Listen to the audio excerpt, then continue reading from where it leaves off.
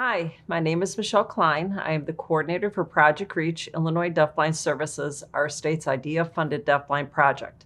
I'm going to answer the question, what is deafblindness?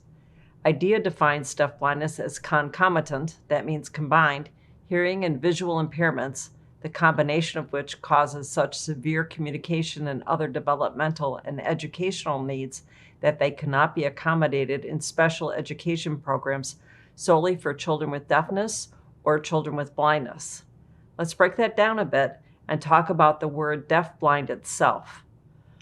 When most people hear the word deafblind for the first time, they think that a person with deafblindness has absolutely no vision and absolutely no hearing. This is usually not true. Every year, an agency called the National Center on Deafblindness completes a child count, a sort of census, of the children from birth through age 21 in the United States that have deafblindness, which is also called combined vision hearing loss.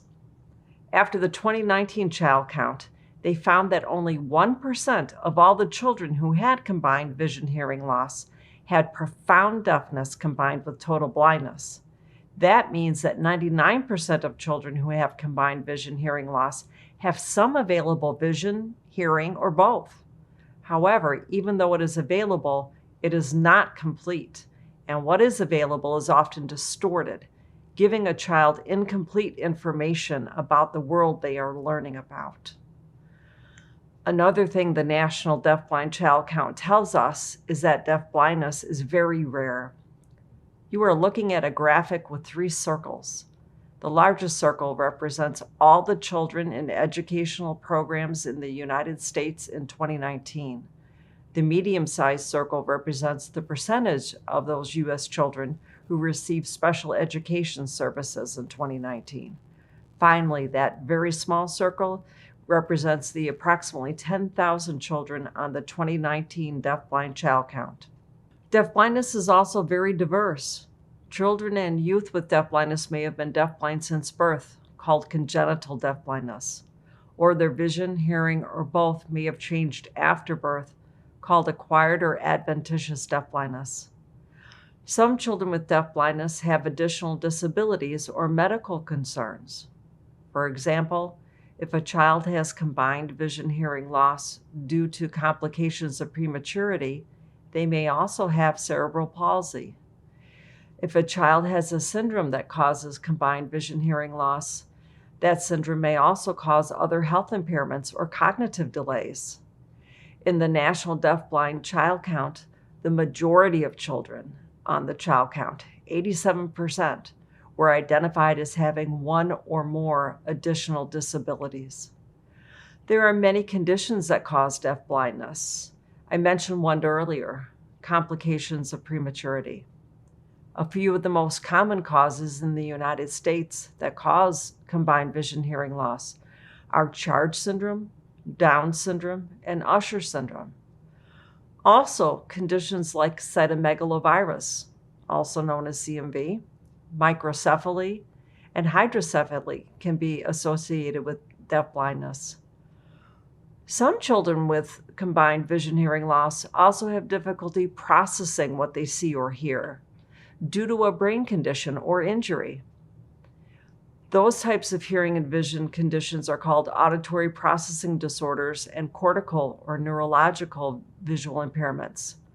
Those conditions could also lead to combined vision hearing loss. As you can imagine, each of those conditions is very unique, and of course, so is each and every child with combined vision hearing loss. That uniqueness is not just because of their vision, hearing, and other learning needs, but because of their personalities, their interests, their ambitions, and that special something that makes them who they are. So maybe the most relevant question is it important to know whether a child has deafblindness? In my opinion, yes. No matter the amount of vision or hearing a child has and uses, no matter any other challenges a child has, having a combined vision hearing loss leads to a need specific to deafblindness, a challenge in gathering information. For example, if baby Jose can only see and hear within his arm's reach, How does he know his favorite toy has rolled 3 feet to the left? What is Jose's motivation to move and get it? That's a challenge in gathering information. What about Amber? If she does not see or hear clearly enough to know when her older sister enters the room, what motivates her to get her sister's attention to play? That's a challenge in gathering information. The challenge of gathering information impacts every aspect of development: motor, social, communication, language, cognitive. I could go on. Fortunately, there are techniques that work to support the development of infants and the education of children and youth who have combined vision hearing loss, no matter where they are in their educational path. There are also lots of resources for the adults in the lives of those children who want to learn those techniques and connect with others in the community of deaf-blindness. A great first step is to explore the resources in the National Center on Deaf-Blindness, called NCDB, the National Family Association of Deafblind, also called NFADB, or your state's deafblind project. There are many parents, professionals, and individuals with deafblindness ready to join your team.